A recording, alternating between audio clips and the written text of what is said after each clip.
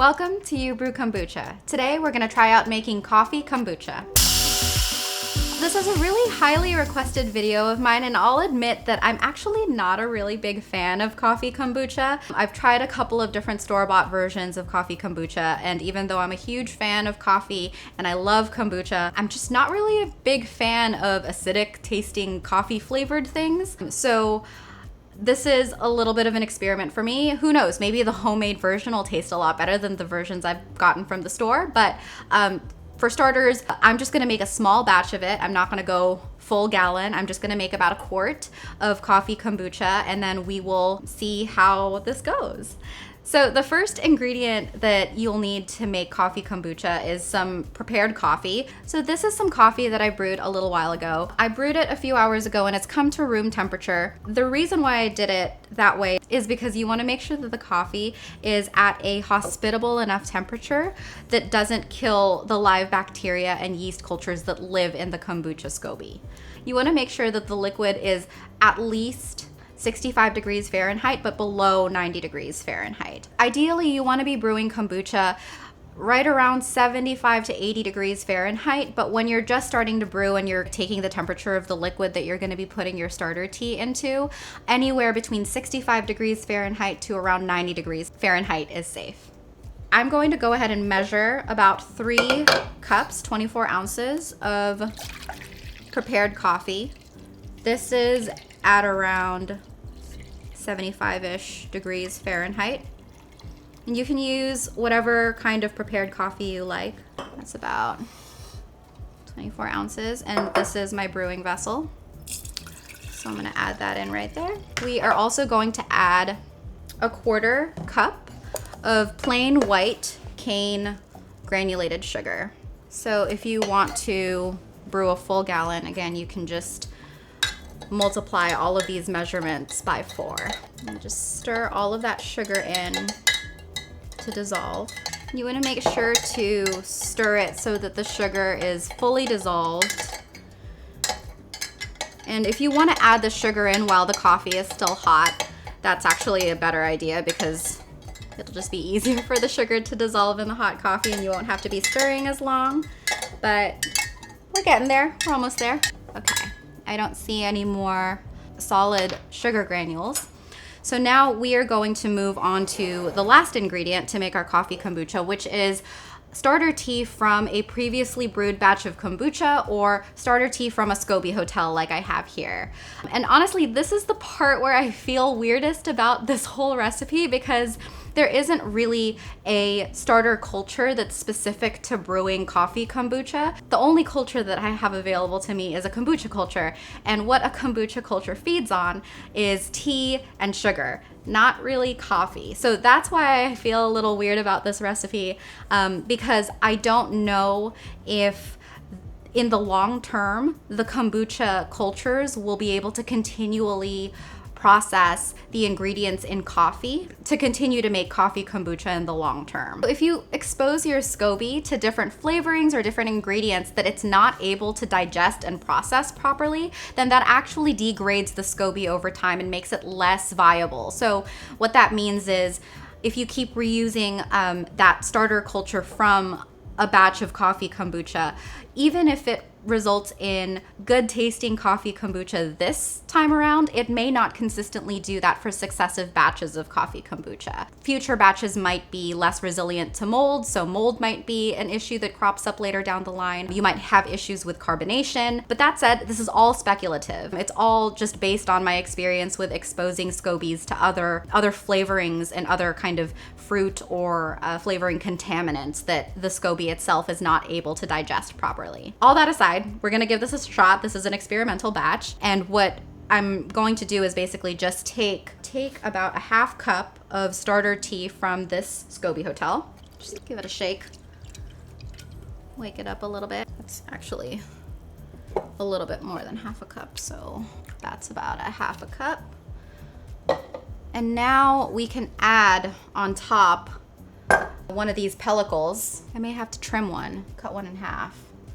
Or maybe I'll try to grab one of these thinner ones, separate it. Oh.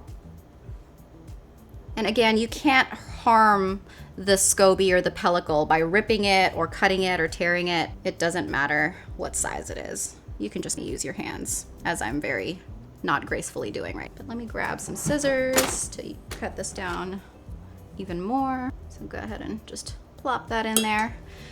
And there are a lot of brewers who question whether or not it's even necessary or worth it to put a pellicle into a new successive batch of kombucha.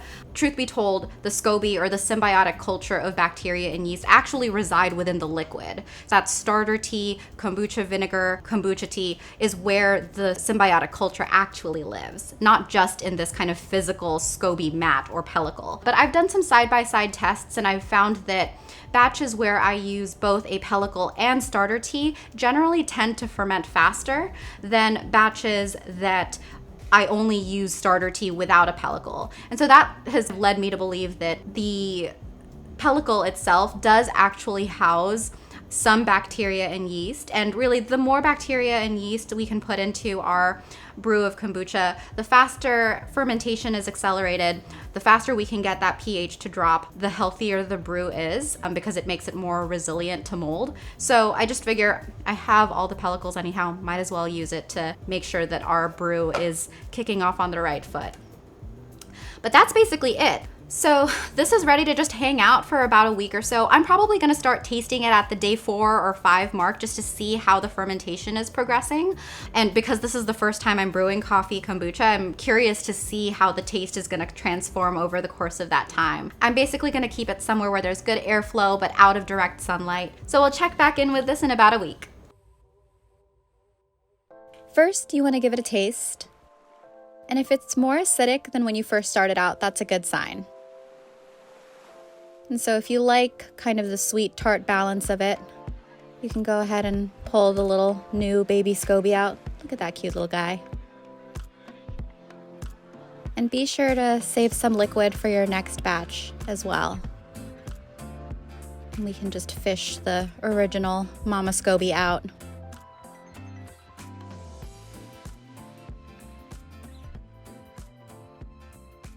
Now we're ready to bottle.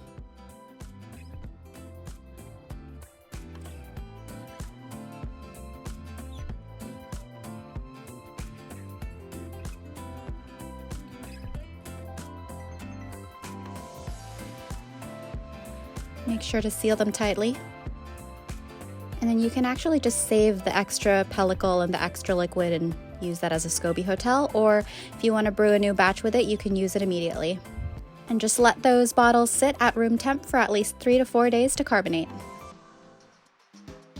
And we are back. So these bottles of coffee kombucha have been fermenting at slightly warmer than room temperature for about 5 days now. And I say slightly above room temperature because I've actually been fermenting them with this heat mat wrapped around them, which is making them pretty warm to the touch. And the reason why I did that is because I just know that the kombucha culture doesn't actually feed on coffee as an ingredient. It doesn't use coffee as a nutrient source. And so I had a hunch, just based on my understanding of how kombucha works and how kombucha is brewed, I had a feeling that it likely wouldn't ferment quite at the normal pace that regular kombucha made with tea would ferment. And so I decided, okay, out of all the variables that I can control the temperature, which helps accelerate fermentation when it is on the warmer side. So I used a heat mat to try to accelerate fermentation, encourage carbonation, and we'll see where we're at. Just based on looking at these bottles, I have a feeling that these didn't really carbonate. And the main reason why I think that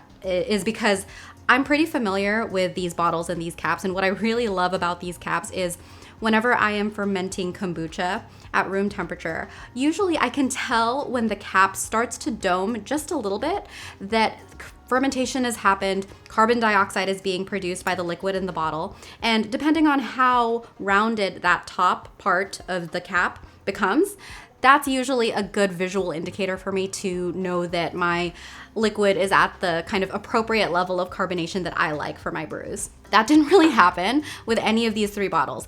But if I do end up opening this and it ends up being very carbonated, I will be shocked and pleasantly surprised. I am also breaking another one of my rules in that I am going to be opening these bottles at room temperature. I didn't chill these in advance just because looking at it, I can tell that it's probably gonna be pretty flat. And so I've mentioned this in other videos, but warmer temperatures tend to exaggerate carbonation. Cool temperatures help trap that carbonation in the bottle. So generally, I always recommend chilling any ferment before opening it, because that'll actually give you a more accurate read of how carbonated the brew actually is.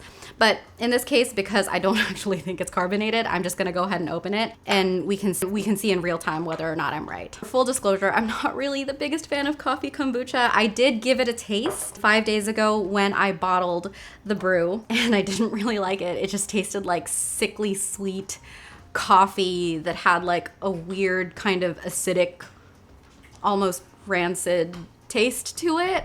I think that this might be one of those cases where commercial kombucha brewers may have a leg up on the home brewer, because commercial home brewers have access to forced carbonation systems where they don't actually have to rely on natural fermentation to produce carbon dioxide and to carbonate their kombucha. They can literally just rely on a kegging system or a forced carbonation system to inject carbon dioxide into their brews. And so that's something that the commercial kombucha operations have over the home brewer in this case. But we're gonna try this out in real time. We're gonna find out how carbonated this is, if it got carbonated, and we're gonna give it a final taste test after 5 days of fermentation at room temperature. So I am gonna grab my rubber gripper that I like to use to open my bottles of tightly sealed kombucha, and I'm just gonna, out of all of these bottles, it looks like this one is just completely flat. I just don't think that has any carbonation.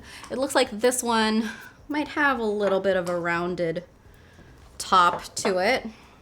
Probably the best shot at a bubbly brew. And as I suspected, there was a little sound, so maybe a little bit of carbonation there, but at room temperature, if this was properly carbonated, it would have been way more visibly carbonated than what just happened there. So that looks like a nice little cup of iced coffee there. Smells like coffee. Tastes bad, honestly. It tastes too sweet, not good quality, slightly acidic. The acidity has actually tempered a little bit compared to when I tasted it 5 days ago, which is interesting because usually as fermentation happens, the brew should technically get more acidic as the bacteria and yeast consume the sugar, consume the nutrient in the solution, and convert it into acetic acid and carbon dioxide. So I'm a little iffy. I don't know if fermentation has been happening, only because I know that coffee isn't really a nutrient source for the kombucha SCOBY. So I am bummed that it doesn't taste good, but also this has just confirmed the hypothesis that I had to begin with, that coffee is likely not a good nutrient source for the kombucha SCOBY. I don't know. The verdict is out on this one. I likely will not continue to make coffee kombucha, but I'm really glad that I tried it, just because I've had this opinion of it for such a long time, and people have been asking me, what do you think about coffee kombucha? Can you show us how to make it? I am the first to tell you, this was my first time. I'm by no means a coffee kombucha making expert. And so if there are any of you out there who have spotted a mistake, or if I've made a glaring error in my coffee kombucha making process, please educate me. Let me know what has worked for you. Comment down below with your tips if you've been able to create successful batches of bubbly, delicious coffee kombucha. I'm definitely interested in learning more if I've messed up along the way, since this was an experimental batch. But I guess in summary, my takeaways here is that, one, it doesn't really taste that good. I'm not really sure if I have a need to combine coffee and kombucha into one drink. Again, I'm a coffee lover. I do love and drink coffee. I generally like to just enjoy it, black coffee in the morning. And then when I want to drink kombucha, I will drink a kombucha separately. So I don't personally feel the need to combine them. And just from the process, it just feels like it's unclear whether or not fermentation actually happens. So there's the likelihood that over time, if you continue to make coffee kombucha using a starter tea and a SCOBY that has come into contact with coffee, there is the possibility that SCOBY will degrade over time because it's not getting the nutrients that it needs from the tea that it actually feeds on. And that also introduces the risk of mold growth. It introduces the risk of fermentation not happening, which is what I think happened here, where it wasn't really fermenting properly and therefore not acidifying. And if it's not acidifying and not dropping down to a below pH of below a 4 on the pH scale, then it introduces the likelihood of harmful pathogens coming in and infecting the brew and affecting it in a negative way. It just feels like more of a risk than it's worth. Again, this is just from a home brewed perspective. If you're buying coffee kombucha, coffee flavored kombucha from a commercial brewer, their process for making coffee kombucha is likely very different from the home brewed process because they have access to forced carbonation systems that I do not have access to. This was a fun experiment. I hope you found this helpful, or at the very least, I hope you found this fun to go on this journey with me. I'm really glad that I tried making coffee kombucha because at least now I have a little bit of experience under my belt to point to when people ask me questions about the process. But if you have questions about homebrewing kombucha, like actual kombucha using tea and sugar and water and a SCOBY, definitely check out the other videos on my channel. I have a whole wealth of information and videos on how to properly and safely and deliciously brew kombucha. So definitely check out the rest of the videos on my channel. And if you have other questions or are curious about the other topics that I explore, you can find all those details at youbrewkombucha.com. Happy brewing! Oh God, it tastes so bad. I don't think fermentation happened. This could be moldy. I could be drinking mold.